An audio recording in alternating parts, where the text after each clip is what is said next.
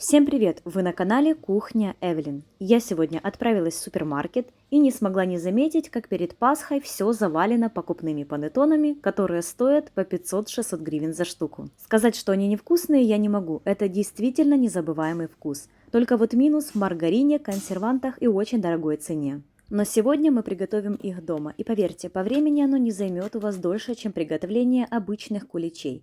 Особенность моего рецепта в том, что я буду готовить его из самой обычной муки, без дорогой манитобы. А используем все то, что используем для пасхальной выпечки. Я раскрою все секреты, которые никто не говорит. И получится даже у новичка. А результат удивит всех. Я начинаю, а вы сохраняйте рецептик, чтобы не потерять. Готовим опару. В миску добавляем 180 мл теплого молока, 20 грамм живых прессованных дрожжей, либо 7 грамм сухих, быстродействующих. Но на этот рецепт я не советую использовать сухие. 1 чайную ложку сахара, 100 грамм пшеничной муки. Все тщательно перемешиваем. Я использую самую обычную муку высшего сорта, но если у вас есть желание, можете использовать муку с повышенным белком, манитобу. Накрываем опару полотенечком либо пищевой пленкой и оставляем для брожения на 30 минут в теплом месте. Пока подходит опара, подготовим цукаты и цедру. Сначала нужно снять цедру с одного апельсина. Как вы уже знаете, нужно нам только верхний оранжевый слой. Накрываем цедру пищевой пленкой, чтобы запах не выветрился. И оставляем до того момента, когда уже цукаты будут замочены. Теперь добавляем сухофрукты, либо цукаты, какие вам больше нравятся. Немного изюма, клюквы и цукаты ананас. Всего примерно 250 грамм нужно. Из этого же апельсина, с которого сняли цедру, выдавливаем сок. У меня апельсин большой, поэтому я выдавлю с половины. Так вот. Добавляем ароматный алкоголь, коньяк, либо ром, что у вас есть. Накрываем пищевой пленкой и оставляем пропитываться ароматом рома и апельсина на ночь в холодильнике. Опара хорошо подошла. Замешиваем второй этап опары. Добавляем 1 столовую ложку с горкой сахара, 2 яйца и хорошенько перемешиваем венчиком. Прям хорошенько, чтобы яйцо соединилось с опарой. И добавляем муки 120 грамм. Консистенция теста должна получиться немного гуще, чем на оладьи. Такое вот тесто. Гуще все-таки, чем на оладьи. Оно должно тянуться за венчик. Вот такими вот тягучими полосками. Вот это вот хорошая консистенция замеса второй опары.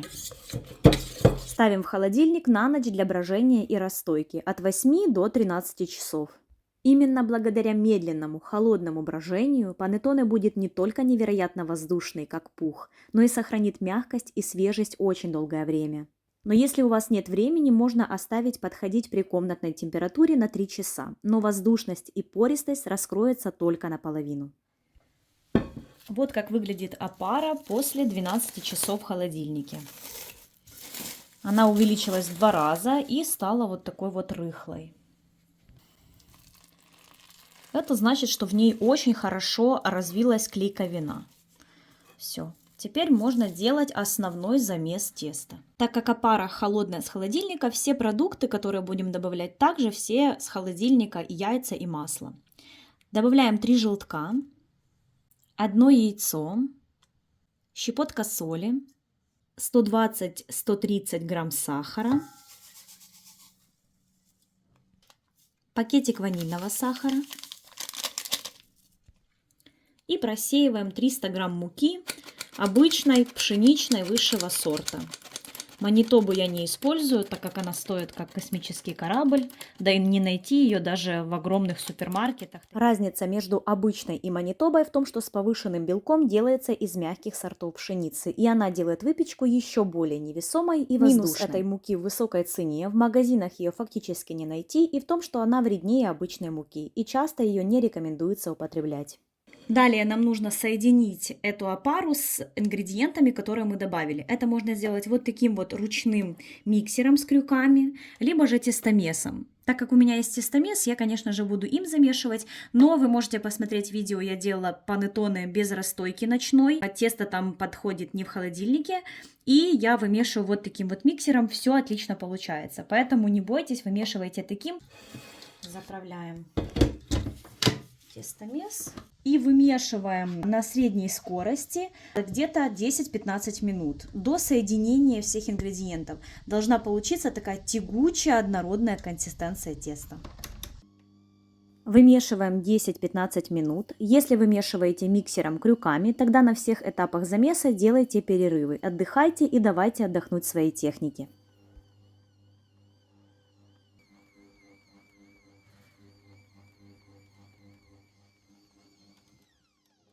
Так, прошло 15 минут. Как видите, такое тесто гладкое. Сейчас вам покажу. Вот такое вот однородное, гладкое и вот такое вот тягучее. Вот это вот значит первый замес хорошенько вымесили. Так. Далее можете, не останавливая тестомеса, добавлять, как я говорила, масло с холодильника небольшими кубиками. То есть мы вымешиваем и постепенно добавляем масло. Вмешался первый кубик, добавляем второй. И так пока не закончится все масло. Добавляем 150 граммов сливочного масла жирностью 82%. Длительный замес очень важен для получения волокнистой, а не рыхлой структуры панеттоне. Таким образом мы растягиваем глютен, тесто станет упругим, эластичным и перестанет липнуть к рукам. Все, мы вымешивали 15 минут. Вот такое вот тесто, я думаю, видно, какое оно гладкое. Вообще прям масло все вмешалось отлично. Аж блестит тесто. Вот такое вот. Вот как выглядят цукаты. Они вобрали почти всю в себя жидкость. Ром с соком апельсина. Все в них, они такие набухшие уже, красивенькие. И цедра апельсина, которую мы вчера натирали с апельсина, который сюда добавляли сок. Отбрасываем цукаты на сито. Нужно, чтобы стекла лишняя влага. И добавляем в тесто цедру апельсина. Если есть еще лимона цедра, можно туда еще цедру лимона. Это будет еще ароматнее. И все цукаты. С цукатами и цедрой вымешиваем еще буквально 2-3 минуты, можно 5.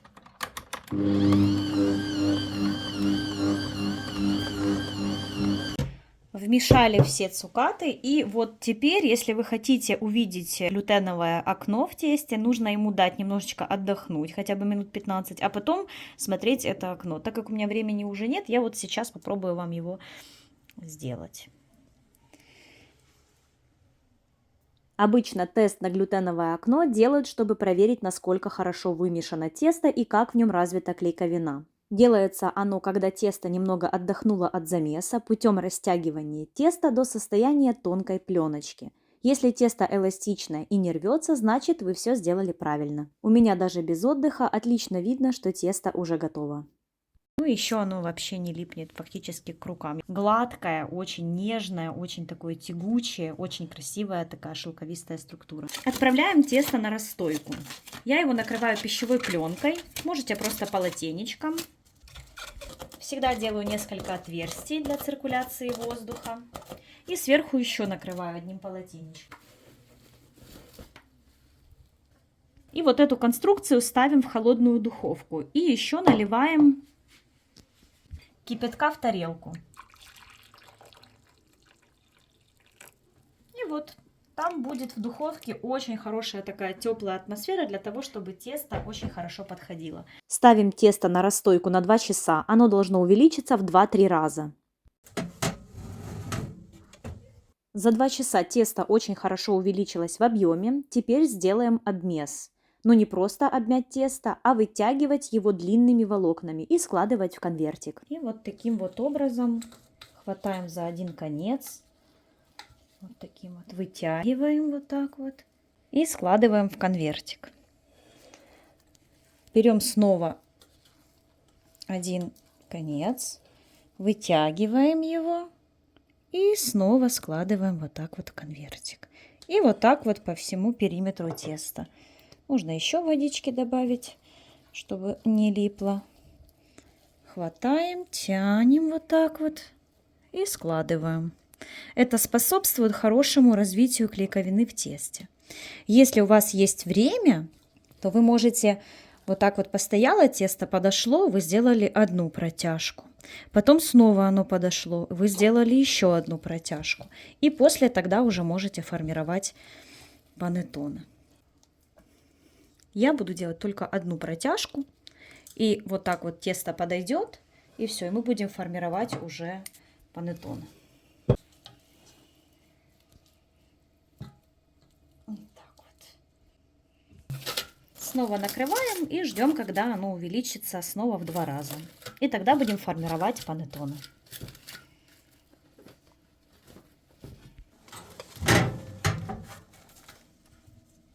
Водичку можете снова подогреть, чтобы здесь было тепленько. Прошел еще 1 час. Посмотрите, как подошло хорошо тесто. Прям, ну, очень-очень хорошо подошло тесто. Оно очень-очень стало воздушное, и появились такие воздушные пузыри внутри. Вот. Это значит, что тесто активное и вмещает в себе очень много углекислого газа. Итак, начнем формирование панеттоне. Я буду делать таких достаточно большие, 13 на 85 сантиметров, 130 на 85. 3 штучки. Если возьмете поменьше, например, 11 на 85, тогда будет 4. Водичку холодную для того, чтобы смочить руки. Так будет легче формировать панеттончики. И руками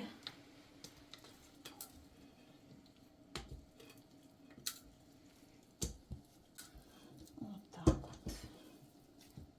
Оп. Оп. Нужно разделить ровно на 3 части. И нам нужно сформировать вот такой вот шарик. Вот так вот. Максимально, чтобы он был гладенький сверху. Вот так.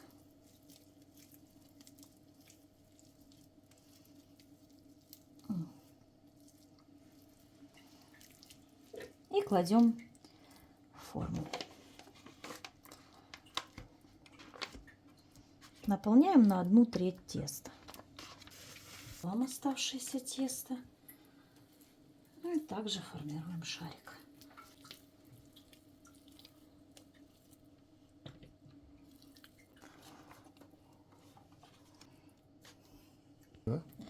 Получилось вот таких вот 3, но только на 1, мне кажется, немножечко маловато получилось. Здесь идеально, здесь чуть-чуть больше, а вот этот вот обделили. Ставим на решетку. Накрываем пищевой пленкой. И ставим на расстойку в духовку с мисочкой горячей воды. Нужно, чтобы подошло тесто почти до верха. Примерно хотя бы 1 сантиметр до верха оставалась форма. Для того, чтобы приготовить ореховую шапочку на панеттоне, она называется макронаж, нужна ореховая мука. Я даже не знаю, где такая продается, поэтому можно просто измельчить миндаль либо кешью в муку.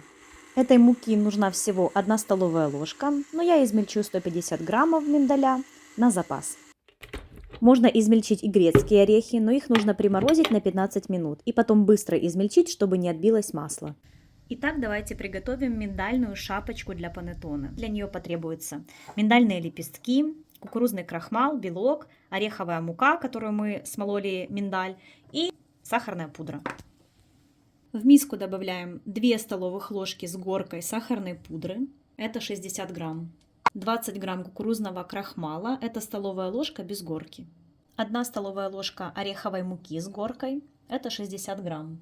И 1 яичный белок. Все тщательно перемешиваем венчиком до однородности. Должна получиться белая однородная масса. такая вот консистенция, должна достаточно полугустенькая. Для удобства высыпаем в кондитерский мешок, так будет удобнее украшать шапочки. Очень хорошо подошли. Аккуратно снимаем пленку. И наносим ореховую шапочку макронат. После выпечки ореховый слой превратится в хрустящую корочку, которая дает не только насыщенный ореховый вкус, но и сохраняет долгое время свежесть выпечки. Конечно же, можно просто смазать верхушки яйцом и присыпать миндальными лепестками, либо просто выпекайте как обычные куличи, а потом украшайте белой глазурью. Но итальянские панеттоне либо коломбо всегда выпекают с такой миндальной шапочкой. Посыпаем миндальными лепестками. У меня ушло примерно 2 столовые ложки миндальных лепестков. И к этому времени духовка должна быть разогрета на 170 градусов. Выпекаем без конвекции. По времени 30-35 минут. Первые 10-15 минут на 170 градусах, а потом убавляем на 160 и допекаем оставшиеся 15 минут. Проверяем готовность деревянной шпажкой, она должна выходить полностью сухой. Остужаем панеттоне вверх ногами, то есть шапочкой вниз. Для этого нужно проколоть внизу длинными деревянными шпажками и подвесить до полного остывания. У меня они остывали час. Обязательно подготовьте, на чем будете прокалывать и где будете подвешивать, потому что я планировала вообще зубочистками проколоть, либо на бочку, чтобы остыли. Если положить на бок, тогда у них будет вмятина, а если не подвесить, могут шапочки стать ниже, опасть. Пришлось искать палочки для суши и быстро думать, на что подвесить. Прошел час, панеттоне уже остыли. Можем снимать эту шпажку. Получается.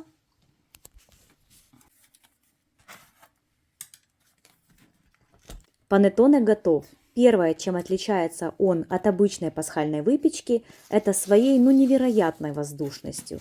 Его можно просто полностью сжать в комок, а потом отпустить, и он станет на свое место. Он максимально волокнистый, очень пористый, в нем просто миллион пузырьков. Единственное, что любителям влажных тяжелых куличей этот рецепт не подойдет, так как он максимально воздушный и слегка сочный, а за счет отсутствия много влаги он и хранится очень длительное время. Еще по времени занимает фактически так же, как приготовление качественного пасхального кулича. Какой-то особой супертехнологии приготовления здесь нет. Весь секрет в долгом холодном брожении, которое происходит без вашего участия. В тщательном замесе теста, расстойке и обмесе. Без соблюдения этих технологий вы и не приготовите вкусно обычный кулич. Так что не бойтесь готовить и пробовать новое. И еще очень интересно, что приготовлен он на обычной муке не чувствуется ни по воздушности, ни по текстуре, ни по вкусу. Рецепт проработан до микромелочей и уверяю, если вы будете следовать рецепту, у вас получится на 1000%. Ну как? Это я уже разрезаю его на следующий день. Просто посмотрите на эту структуру, и остается он таким же мягким очень долго. Все, друзья, панеттоне готовы. Посмотрите, какая красота получилась, это просто невероятно. Итак, давайте попробуем. У меня тут половинка панеттоне. Я сейчас с вами ее попробую. Вот, посмотрите, какая структура. Я думаю, вы видели уже на видео, какая она волокнистая получается. Ну, это просто невероятная текстура. Абсолютно. Настолько, насколько она мягкая, я просто не знаю. Так, теперь пробуем. О, класс. Майя, уже без тебя уже пробую. Да я вижу.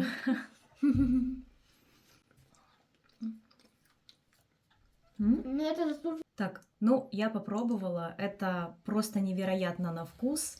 Мягкая, в то же время сочная. Ну, просто вот структура, я не знаю, невероятная. Невероятная просто.